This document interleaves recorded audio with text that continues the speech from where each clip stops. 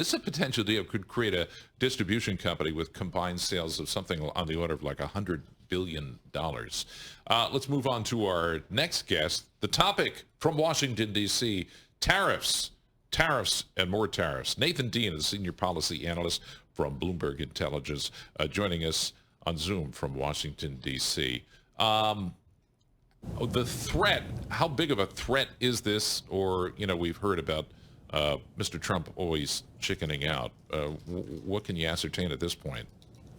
So I think what we're saying is that there's a certain uncertainty, and that uncertainty is that, again, we're facing a deadline of August 1st where we really don't know if President Trump is going to move forward with these tariff threats. First it was Liberation Day, then it was July 9th, now it's August 1st. But what we can say is, and this is what we're telling our clients, is that even though this process is going to continue to play out, a lot of it determines on the negotiations. So we're telling our clients, be very close to the news cycle, because if negotiations go well, you see further exemptions. If negotiations with other countries, for example, the European Union, we're hearing from Bloomberg News that there could potentially be some news around that. If negotiations don't go well, that's usually what brings forth these announcements for President Trump that these tariffs are going up exponentially 20, 30%. I would also just say that there's a little bit of difference, though, when it comes to Brazil and this idea of this 50% tariff on Brazil. It's not so much a policy question. It's more of a political question, because President Trump often, brings up former President Bolsonaro's, cases in Brazil for a reason for that tariff. So I would just say is the Brazil-U.S. relationship is a little bit different because of that question. But again, for most of our clients, they were preparing for July 9th. Now they have to prepare for August 1st and potentially even further beyond that. Yeah, so now you can impose tariffs on another country or on their goods coming into this country, not just because of a deficit, but for political reasons. Yeah, and that actually we've crossed the Rubicon at some point. Well, and, that brings up an interesting point here, because let's talk about how President Trump is implementing this tariff. There are various different ways that presidents can implement tariffs. If you ever hear people in the news say Section 301 or Section 232, what they're talking about is an investigation by the U.S. Trade Representative or the Department of Commerce, and investigations take time.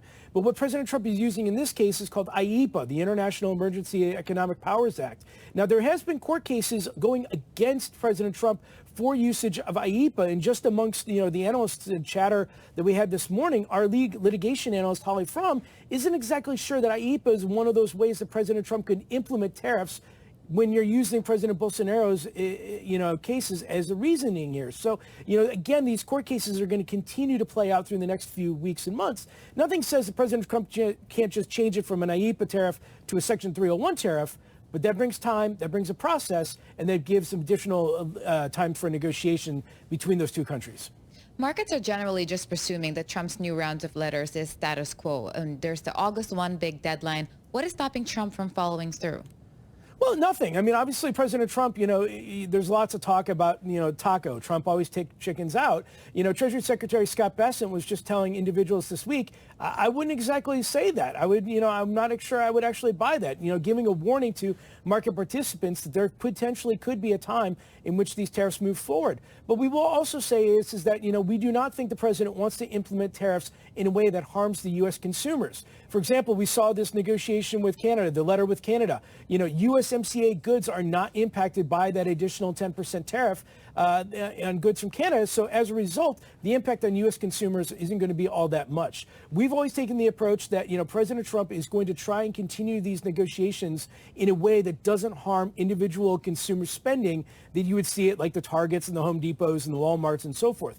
For example, obviously there's a new tariff on tomatoes coming in from Mexico. That potentially could raise prices. So we do think that if you see prices change at the grocery stores and at the Walmarts and the Home Depots, that's when President Trump would ultimately say, maybe we should pull back. Maybe we shouldn't move forward with this. Put on your lawyer hat. Give me the update. I mean, we heard from the Court of International Trade in Lower Manhattan. Where did the court proceedings, where do they stand right now, the challenges? Well, they're continuing. And the worst thing for market participants is that courts just don't they don't move very quickly.